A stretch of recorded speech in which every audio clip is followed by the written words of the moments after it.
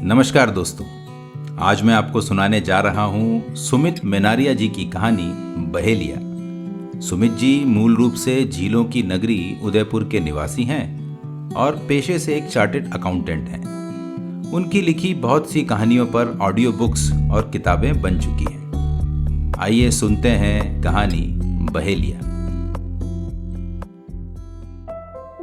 हम सब अपने जीवन के नायक हों ये ज़रूरी नहीं है।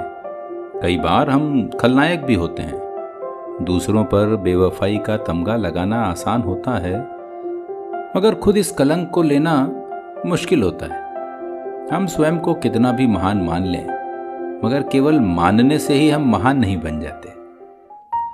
मेरा ब्रेकअप हुआ था और इसकी वजह शायद मैं खुद था, मगर इस घटना ने मुझे बहुत बुरी तरह प्रभावित किया। मेरे ज़मीर ने मुझे झकझोर कर थप्पड़ मारे और फिर मैंने वही किया जो हर लेखक ऐसे मौके पर करता है। खुद को हीरो मानते हुए एक कहानी लिखी। इत्तफाकन वह कहानी किताब बन गई। एक छोटा मोटा पब्लिशर पुस्तक छापने को तैयार हो गए और पुस्तक छप गई। कुल मिलाकर यही कोई 500 प्रतियां छपी होंगी, जिनमें से आधी मैंने अपने परिवार वालों को और रिश्तेदारों को बांट दी, और बाकी आधी का क्या हुआ ये या तो पब्लिशर जाने या उसका भगवान, क्योंकि मैंने कभी उससे दोबारा पूछने की जहमत नहीं उठाई और उसने बताना भी जरूरी नहीं समझा। ये घटना शायद अतीत बन के रह जाती अगर उस दिन वो मैसेज नहीं आया होता। उस दिन मैं अपने ऑफिस में बैठा कंप्यूटर से सर खपा रहा था कि मेरे नंबर पर एक अनजान नंबर से मैसेज आया। उसे नज़रअंदाज भी किया जा सकता था, क्योंकि इस ज़माने में एसएमएस कौन करता है। भले ही सारी कंपनियों ने दिन के 100 मैसेज फ्री कर रखे हों, लेकिन मजाल है व्हाट्सएप के अलावा कोई और कुछ ढंग का मैसेज करे। खैर, मैंने जवाब दिया। बातचीत से पता चला कि कोई मोहतरमा थी जिन्हें किसी गुमनाम बुक स्टोर से मेरी महान पुस्तक की एक प्रति प्राप्त हुई। उसे पढ़कर वो बेहद प्रभावित हुई और मेरी फैन बन गई हैं। जब मैंने पहली बार फैन शब्द सुना तो अगले 5 मिनट तक मेरी हंसी न रुकी, लेकिन जब उसने पुस्तक के विभिन्न पक्षों की विस्तृत समीक्षा की तो मेरी आंखें खुल गईं। मुझे स्वयं एहसास नहीं था कि मैंने इतना महान पुराण रच डाला है। उसके साहित्यिक ज्ञान को देखकर मैंने भी पूछ डाला, क्या आप भी कोई लेखक हैं? तो जवाब मिला, नहीं, बस पढ़ती हूं। खैर, मुझे क्या, वो मेरी कहानियों को पढ़ती थी और उनकी विस्तृत समीक्षा देती रहती। एक लेखक के लिए यह पर्याप्त था, लेकिन उसने स्वयं के बारे में अधिक जानकारी नहीं दी। नाम तक बताने से मना कर दिया। कहा, झूठ में बोलती नहीं और सच आपको बताना नहीं चाहती। उसने कहा, तुम ही मुझे कोई नाम दे दो, मुझे अपनी कहानी का कोई किरदार मान लो। मैंने उसे स्वाति नाम दे दिया।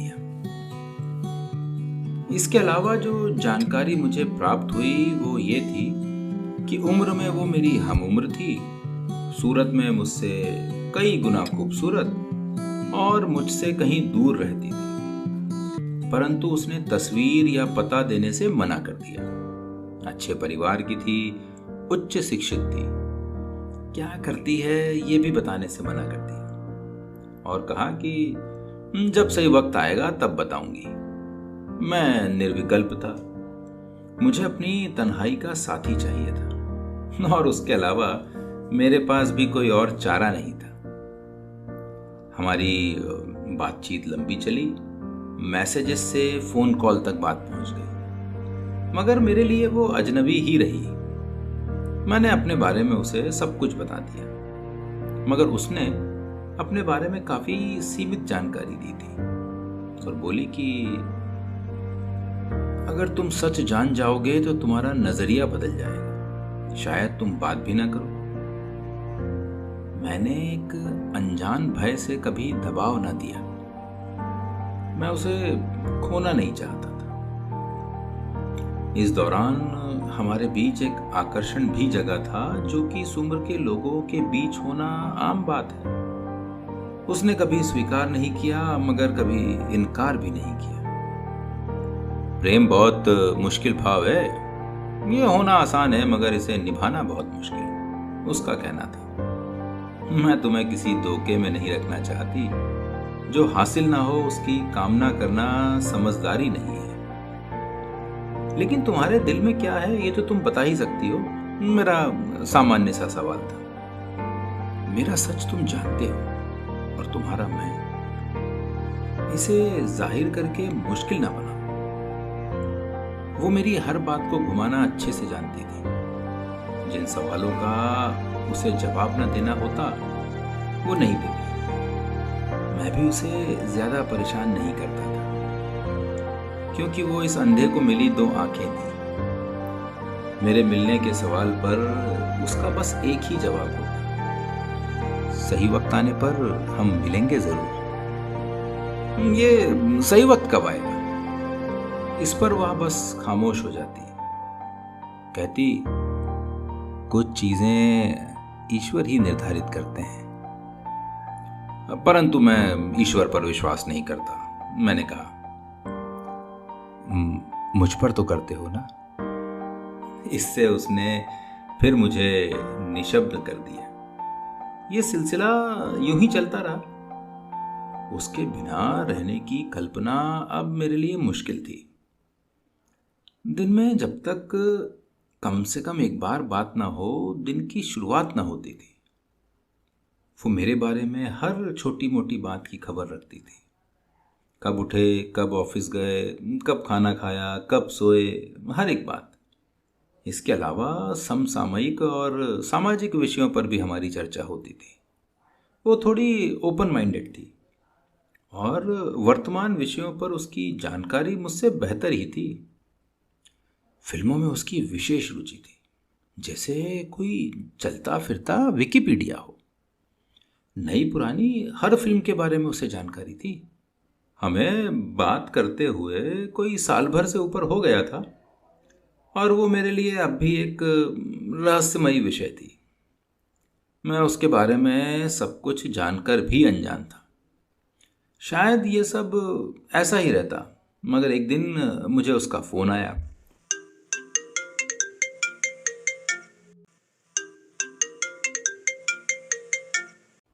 मैं तुम्हारे शहर में हूं, उसने कहा। यह सुनकर मैं खुशी से उछल पड़ा, मगर वो बिल्कुल शांत थी। कब, कहाँ, कैसे? मैंने सारे सवाल एक साथ उड़ेल दिए। मिलना है? ये प्रस्ताव था या निवेदन, मुझे कुछ समझ नहीं आया। कहाँ आना है? मैंने बिना कुछ सोचे कहा। एक बार तुमसे मिलने के बाद मैं शायद वो नहीं रहूंगी जो तुम समझते हो, उसने मुझे चेतावनी दी। सच को जानने के भय से उसे ना जान पाने का मलाल बुरा होता है। मैंने कहा, ठीक है, उसने मुस्कुरा के कहा। जैसे मुझसे ज्यादा उसके लिए यह निर्णय मुश्किल था। उसने मुझे जगह और वक्त बताया जहां मुझे जाना था। उसने मुझे यहां आने का प्रयोजन तक नहीं बताया था। बस इतना ही कहा था कि कुछ जरूरी काम है। खैर, मैं नियत समय पर उसकी बताई हुई जगह पर पहुंच गया। कुछ देर इंतजार करने के बाद एक बड़ी सी कार मेरे सामने आकर रुकी। मैंने उसे नजरअंदाज कर दिया, क्योंकि इतनी महंगी कार से तो मेरा दूर दूर तक कोई वास्ता नहीं था। लेकिन कार के ड्राइवर ने जब शीशा नीचे करके मुझे मेरे नाम से पुकारा, तो मैं हक्का बक्का उसके पास गया। शाब, अंदर बैठिए, उसने कार का दरवाजा अनलॉक करते हुए कहा। मैं इधर उधर देखते हुए अंदर बैठ गया। कुछ देर तो मुझे गाड़ी का अवलोकन करने में ही निकल गया। मुझ जैसे आम इंसान को इस तरह की गाड़ी में बैठने का सौभाग्य कम ही प्राप्त होता है। मैडम को कैसे जानते हैं साहब जी? ड्राइवर ने शीशे से मुझे देखते हुए पूछा। दोस्त हैं, मैंने धीरे से कहा। मैं तो पहले ही उसके बारे में कम जानता था। अब तो लग रहा था कि जो जानता हूं वह कुछ है ही नहीं। न सूरत, न नाम, न पेशा, कुछ भी तो नहीं जानता था। मैं आज खुद को अपनी अनभिज्ञता के लिए धिक्कार रहा था। खास दोस्त लगते हो साहब जी, उसने फिर मेरी तंद्रा तोड़ते हुए कहा। साहब जी, मैडम शायद ही किसी को मिलने के लिए इतना दूर आती है, उसने स्पष्ट किया। कौन सी मैडम? मैं मन ही मन सोच रहा था। कुछ ही देर में गाड़ी एक होटल के सामने जाके रुकी। रूम नंबर 342 साहब जी।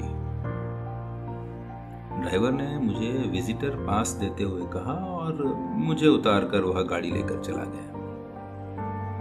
वहां से लेकर उस कमरे तक का सफर मेरे जीवन की सबसे लंबी यात्रा थी। मैंने दरवाजे पर नॉक किया।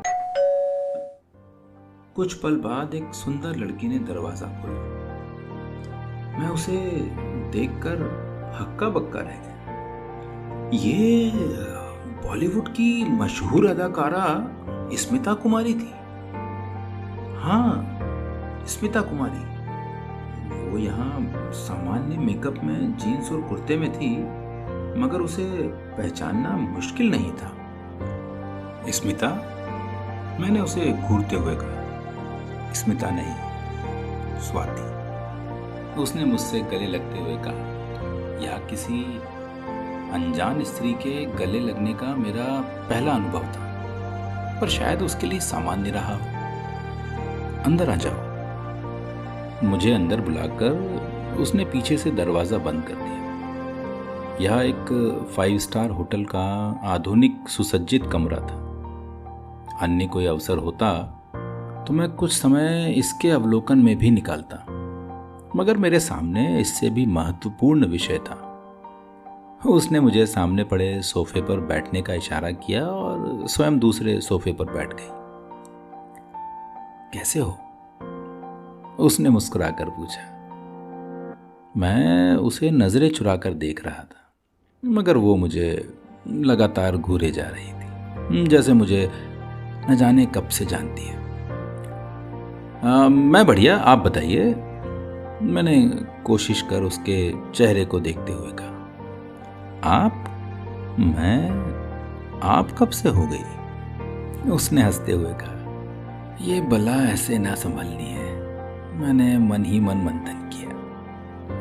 एक पुरुष बुद्धि ये कभी स्वीकार ही नहीं कर पाती कि कोई स्त्री उस पर हावी हो। वो तीक्ष्ण थी, ये तो मैं जानता था, मगर वास्तव में वो इतनी चपल होगी ये नहीं सोचा।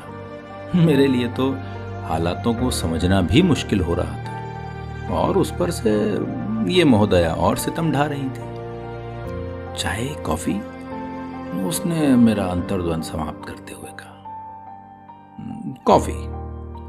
वो मेरे बोलने से पहले ही उठ गई और कुछ ही पल में कॉफी लेकर मेरे सामने हाजिर हो गई। लगता है पहले से ही तैयारी करके बैठी थी। अब तो मेरा काम कर दोगे ना?